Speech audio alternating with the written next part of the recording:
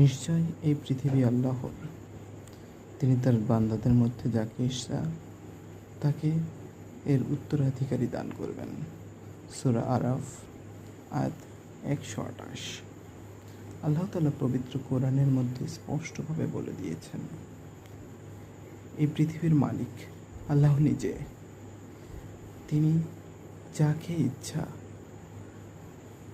তিনি তার বান্দাদের মধ্যে তাকেই এই পৃথিবীর ক্ষমতা দান করবে, এতে কোনো সন্দেহ নেই। স্বৈরাচারী শাসকদের নিশ্চয়ই একদিন না একদিন পরাজয় বরণ করে নিতে হবে। এর নিশ্চিত প্রমাণ ইতিহাসে পাতায় পাতায় লেখা আছে।